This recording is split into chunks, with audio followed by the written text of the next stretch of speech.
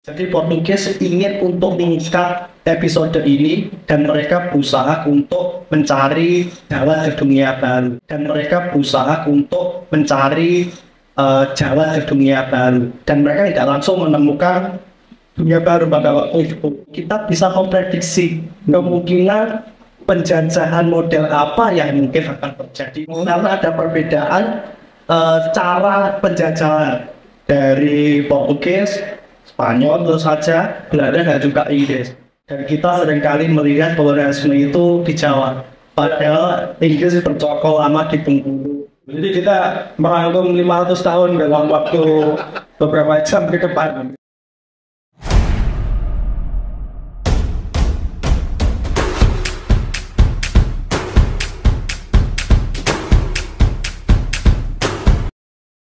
Oke, selamat malam teman-teman semuanya.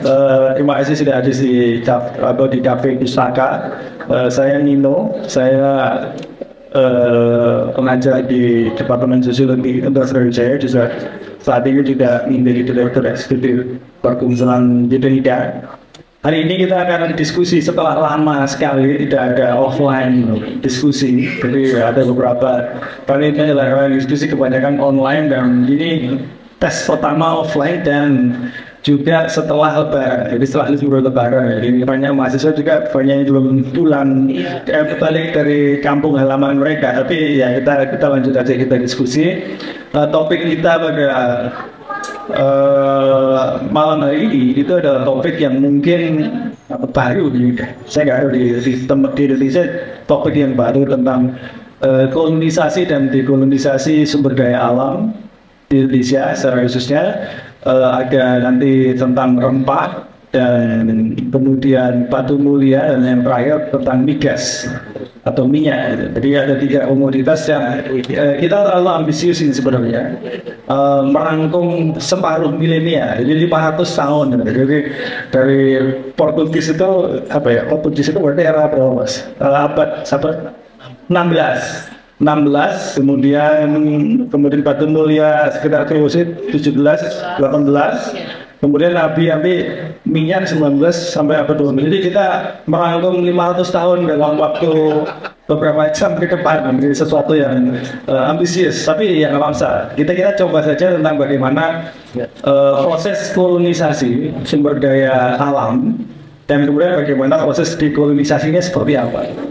Atau ternyata bukan dekolonisasi, tapi justru neokolonisasi. Kita seperti itu. Jadi ini adalah sebuah lanjutan dari seminar yang diselenggarakan tadi pagi. Dan kami tadi pagi juga sudah menyelenggarakan seminar di Universitas Jaya, dan ada beberapa poin yang menurut saya menarik untuk kita diskusikan secara publik. Dan ini audiensnya justru lebih tidak hanya mahasiswa sosiologi, tapi juga ada beberapa sejarawan dan mungkin teman-teman yang peminat yang lain.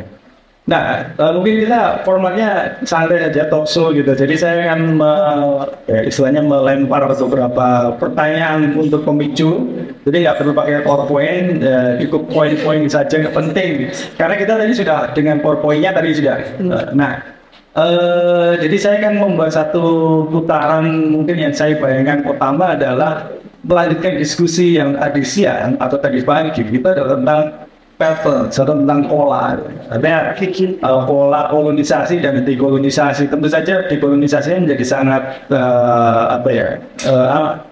debatable, tapi intinya kalau dalam konteks rempah nanti mungkin Mas Jaya bisa cerita tentang bagaimana dekolonisasi Portugis.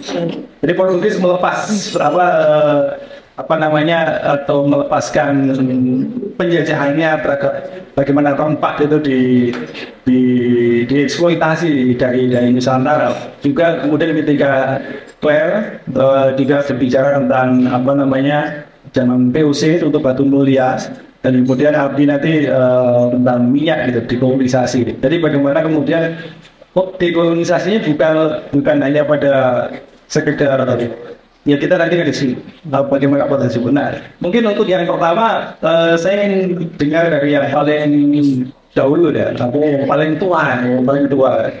Jadi ini adalah Mas Dayan Wijaya. Dia adalah sejarawan dari Universitas Malang, saat ini jadi kepala departemen sejarah di Universitas Malang. Dia penelitiannya tentang rempah dan yang menarik adalah dia mengambil asal dari catatan-catatan Portugis ya. Nah itu sesuatu yang menarik. Nah, ini pertanyaan singkat dari saya adalah mungkin juga untuk semua pembicara di sini adalah tentang kira-kira apa sih yang membuat sumber daya alam di Nusantara ya, saya nggak tahu, kita nyebutnya gitu, Proto Indonesia atau apapun lah itu yang Indonesia itu menjadi menarik gitu. Apa kira-kira kenapa sih Portugis itu datang ke tempat kita gitu untuk mencari rempah dan untuk apa? Dan kemudian dari catatan Portugis juga bagaimana itu mempengaruhi pola tata manusia di masyarakat di tempat kita. Mungkin itu dulu dari mas saya. Mungkin sebelum kita membahas terkait tentang dekolonisasi atau mungkin ada juga yang nanti juga mendiskusikan masalah dekolonialisasi karena mungkin ada rasa yang berbeda dan itu juga kalau memahami berbeda pasti juga pembahasan berbeda. Mungkin yang umum terlebih dahulu yang sepengetahuan saya dari historiografi Portugis itu memang agak berbeda dengan historiografi secara umum. Mereka tidak pernah kemudian melihat imperialisme mereka atau ekspansi Portugis ke dunia baru itu untuk mencari rempah. Itu hanya kemudian ditemukan oleh Charles Fox pada era mungkin tahun 60-70-an yang kita kenal sebagai 3 chaos, Madrid, Chico, Gloria, and Prosperity. Tetapi dalam pemahaman mereka historiografi Portugis secara formal itu mereka mencari apa yang disebut sebagai Prester John. Jadi ada semacam mitos kalau dulu orang Katolik yang bernama Prester John itu pernah singgah dan kemudian menduduki negara-negara di dunia baru. Nah, oleh karena itu, kalau misalnya kita bangsa Portugis sekarang mencari dan menulis jejak Prester John, itu suatu hal yang wajar, lumrah. Karena hanya kemudian menapaktilasi apa yang telah dilakukan oleh Prester John. Tapi kenyataannya, kalau kita mencari data-data atau informasi yang lebih reliable, tentu saja hal itu tidak baik diterima. Karena kenyataannya mereka bangsa Portugis itu keluar dari Portugal karena mereka tersiksa. Namanya pada waktu itu jelas di akhir abad 14 dan awal abad ke-15 yang menjadi pangeran dari Portugal itu mendirikan sekolah navigasi, Dom Henry itu mendirikan sekolah navigasi, membuat peta kartografer, membuat sekolahnya bagaimana membuat peta. Sehingga mereka tidak lagi bergantung pada para pedagang dari Italia, terutama yang paling dominan adalah Venezia, Firenze, dan juga Genoa. Yang pedagang dari Genoa ini yang nanti sangat menguasai Laut Merah. Dan orang-orang Eropa pada waktu itu mereka hanya berpijak, hanya tergantung pada suplai dari orang-orang Muslim ke mereka, baru ke Eropa bagian yang lain. Jadi Portugis ingin untuk mengikat mengikat episode ini dan mereka berusaha untuk mencari jalan ke dunia baru dan mereka tidak langsung menemukan dunia baru pada waktu itu. Jadi kalau misalnya pas perdagangan teman-teman India nggak langsung dari Portugal ke India enggak, tapi itu melalui beberapa fase. Ketika mereka sampai Ceuta, mereka buat peta. Kemudian mereka melanjutkan dengan menyusuri pantai pesisir barat dari Afrika, belum kemudian circumnavigate melampaui Tanjung Harapan hingga kemudian menemukan Nusantara. Dan tadi saya agak tertarik dengan pertanyaan dari Mas Indo terkait ini Mas tentang konsep dekolonisasi atau mungkin sebagian orang menyebut sebagai dekolonialisasi. Kalau bagi saya itu sudah bagian dari rekolonialisasi karena mungkin banyak orang yang melihat kolonisasi itu bagian dari penjajahan orang asing pada orang di suatu lokus tertentu. Tetapi kalau kita kembalikan pada definisi secara harfiah, kemungkinan besar pengisapan dari kelompok satu ke kelompok yang lain itu juga bisa disebut sebagai penjajahan, walaupun kita melihat sebagai atau dalam arti yang berbeda. Jadi hal seperti ini yang mungkin harus kita sadari bahwa penjajahan itu tadi sudah saya sebutkan semacam bermutasi atau walaupun dulu itu seperti itu, tapi sekarang nggak seperti itu, polanya itu sama, cuma bentuknya itu sudah berubah sesuai dengan jiwa zamannya. Kalau tadi masih menyebut ada pola, maka yang kita bisa pelajari adalah pola-pola itu sendiri dari sejarah. Maka kalau kita bisa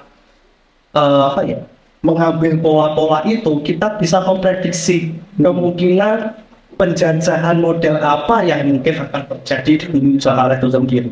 Ya, menarik. Kalau Mas Jai, terima kasih. Saya ingin memperdalam satu pertanyaan sedikit ya. Artinya political citizens itu dalam logika, karena saya sedang belajar tentang urban ya, ada pendudukan dan penjajahan. Itu kan dua konsep yang berbeda. Karena kita datang ke suatu tempat, menduduki satu tempat, kemudian kita berpopulasi membuat koloni di tempat itu. Saya nggak mungkin Amerika punya sejarahnya yang berbeda tentang kolonisasi. Tetapi ketika kita masuk ke dalam konteks Indonesia atau bahasa Indonesia, kita berbicara bukan lagi pendudukan, tetapi kita berbicara tentang penjajahan. Jadi ini sesuatu yang mungkin agak sedikit. Kolonisasi kita lihat sebagai sebuah proses pendudukan suatu wilayah yang dianggap kosong dan yang tidak hanya ya, seperti Amerika benar-benar kosong atau mungkin sebagian besar kosong, tetapi kita juga bisa melihat penjajahan. Artinya mungkin apakah kita bisa berbicara tentang kolonisasi atau dekolonisasi ketika orang-orang ini itu tidak lagi menduduki wilayah itu as physically, jadi sebagai sebuah proses mobilisasi manusia, tetapi lebih pada proses bagaimana ekstraktivismenya. Nah itu gimana? Mungkin bisa, jadi apakah ketika dekolonisasi itu kan berarti ketika tidak lagi ada ekstraktivisme atau penjajahan ya nggak apa-apa. Jadi kalau saya mungkin model penjajahannya beda-beda ya secara negara ya. Kalau misalnya pertanyaannya Mas Nino mungkin lebih cocok kepada sistem indirect rule-nya EIC. Jadi mereka lebih condong pada bagaimana orang lokal itu diberdayakan dan mereka mengambil, kecuali rakyat saja, itu orang-orang lokal dijadikan sebagai penguasa lokal. Nah mereka kemudian dimakmurkan dengan harapan agar mereka mampu atau memiliki daya beli. Ketika nanti komoditas dari Inggris atau jajahan Inggris atau Western Nusantara dari tekstil dari India itu bisa kemudian diserap dan dibeli oleh orang-orang Nusantara. Jadi kalau sistemnya Portugis itu memang agak berbeda. Memang Portugis berusaha di pertengahan abad 17. Saya belum mengakses libro Desmond Swiss, tapi teman saya mengkaji itu tentang Kompania India atau mungkin sama kongsi dagang India di Portugis. Modalnya itu bukan dari pemerintah, tetapi murni dari kumpulan para pedagang, seperti VOC. Tapi itu tidak bisa berjalan, karena ada perbedaan cara penjajahan dari Portugis, Spanyol tentu saja, kemudian Belanda dan juga Inggris.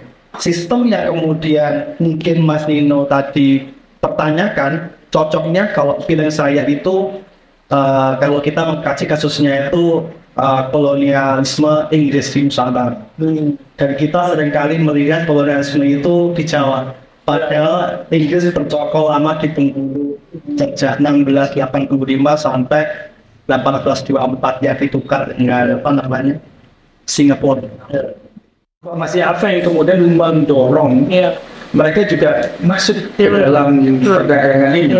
Karena semua komoditas punya pola beda, so that there's already a kind of a social history of how these questions can even be answered.